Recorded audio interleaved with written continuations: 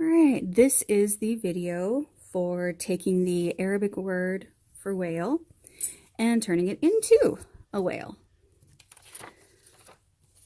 All right, so I'm going to start with just a piece of paper in the landscape position. And we're going to draw it first with a pencil. And I go from right to left, just makes it easier for me. If you need to go a different way, that's fine. All right, so I'm going to first start with kind of a curve down. Okay. And then now I'm going to make a straight line coming back this way. All right. Now I'm going to curve up and down like I'm making a lowercase g.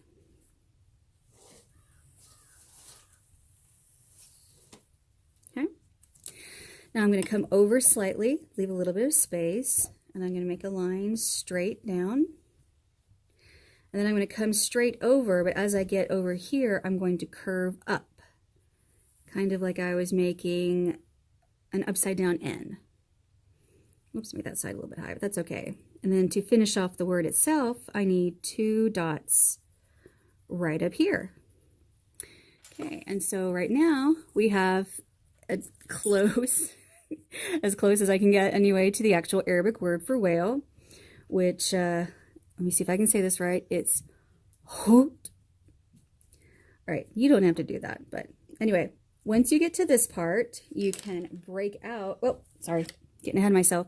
You can start adding the whale details. Now to do that, I come back over here and I add the tail. And so I'm going to curve out and then back up. And then just curve back around for one side. I'm going to do the same thing on the other side, but I usually make it a little bit smaller because it's the one that's further away. Okay. I'm going to close up right here. And then I'm going to start closing up this top part. And when I come here, I'm actually going to curve it like that. So it's a bit more whale shaped. And then right here, this is kind of the whale's fin, so I usually curve back a little bit like that. And then of course you can add a face. However you want to draw your eye is totally up to you. That's what works for me. And I'm going to remind myself that right about in through here, I'm going to use my blue marker to add some water. All right, now when you've got all of this stuff on there, now it's time to add the color. And we are using our marker, our brush markers for this. We've got these colors plus green and orange and red and brown.